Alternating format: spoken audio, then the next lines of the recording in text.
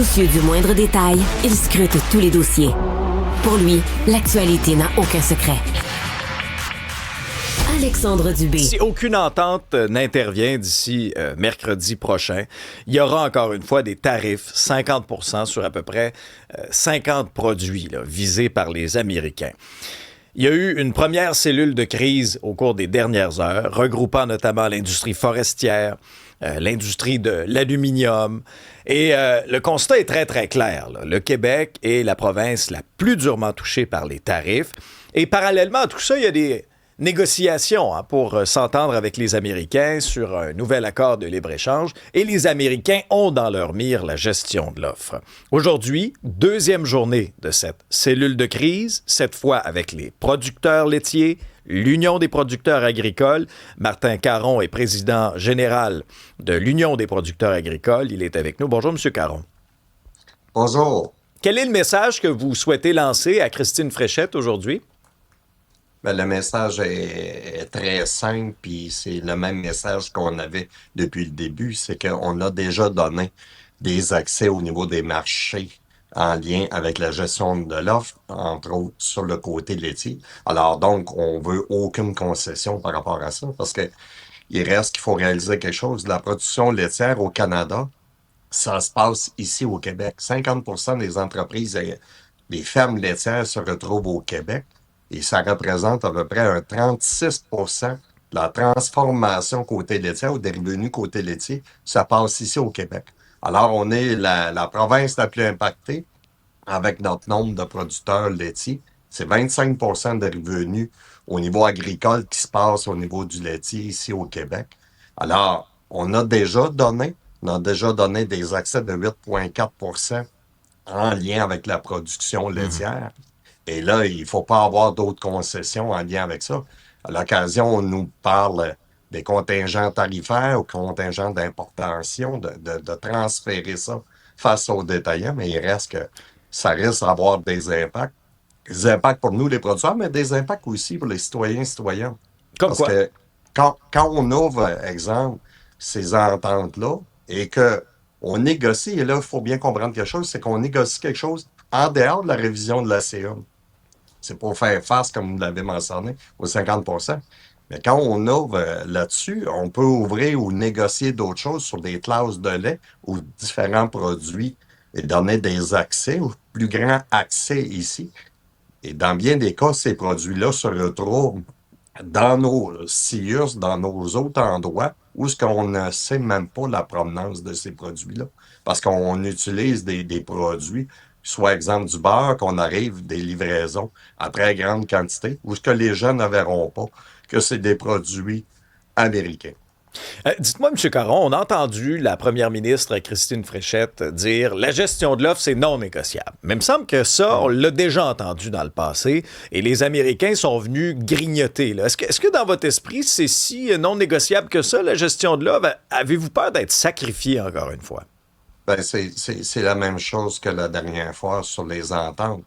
Qu'on disait on a sauvé la gestion de l'offre. Mais à chaque fois qu'on fait des brèches ou qu'on roule, ben on diminue puis on gruge ces marchés-là. Et c'est ça que le côté américain, entre autres, va l'avoir et différentes compagnies américaines veulent avoir. Ils veulent avoir plus d'accès. Et pourtant, avec la CIUM, depuis le début, cette entente-là, ben, il y a eu des augmentations d'accès de 150% sur des produits. Donc, il y a eu une augmentation de le côté. Et je tiens à préciser quelque chose pour vraiment informer les gens. Les producteurs agricoles, les producteurs laitiers côté américain, c'est pas eux qui veulent ça.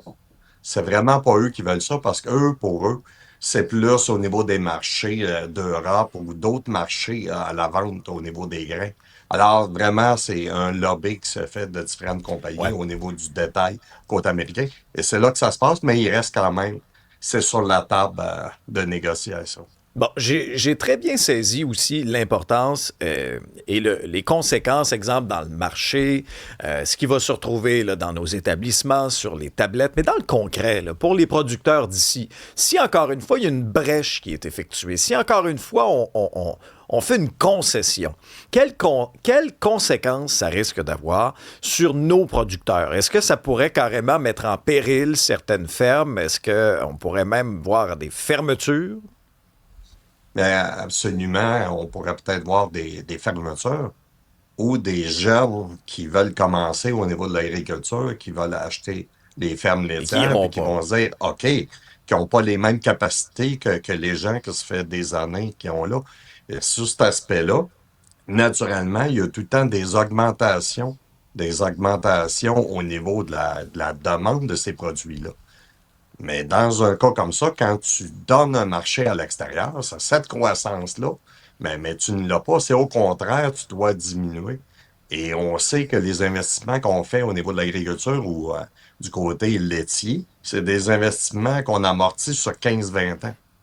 Alors, c'est ça l'incertitude tout le temps qui plane sur ces négociations-là face à la production laitière. Les producteurs investissent pour un volume de lait puis qui veulent avoir une croissance. Mais si à chaque année, on les en retire, c'est pas le même plan d'affaires, là. Ça que côté financier, ben, ça a des impacts énormes sur les entreprises. Puis ça risque aussi qu'on a des entreprises partout ici au Québec.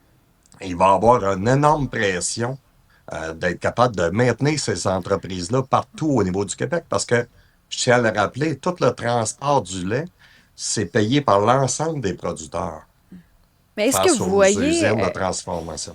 est-ce que vous voyez quand même des pistes de solutions? Mais je vous dirais, dans les pistes de solutions, il y a quelques éléments qui ont été amenés, mais il reste, ils ont déjà un accès. Ils ont déjà une opportunité de rentrer directement sur le marché. Quand on parle, exemple, des contingents tarifaires qui sont là, mais qui sont donnés plus à la transformation et qu'eux voudraient plus le détaillant. C'est un des aspects d'ouverture, mais il faut faire vraiment attention qu'on arrive avec ça, parce que ça a des impacts, comme je l'ai mentionné au tout Ouais, ouais, début, ouais. des impacts sur nos usines de transformation. Il y a 117 entreprises de transformation laitière ici au Québec. Alors, c'est une rencontre qui a lieu au cours des prochaines heures avec la première ministre Christine Fréchette dans le cadre de cette deuxième journée de cellule de crise. Martin Caron, président général de l'Union des producteurs agricoles. Merci.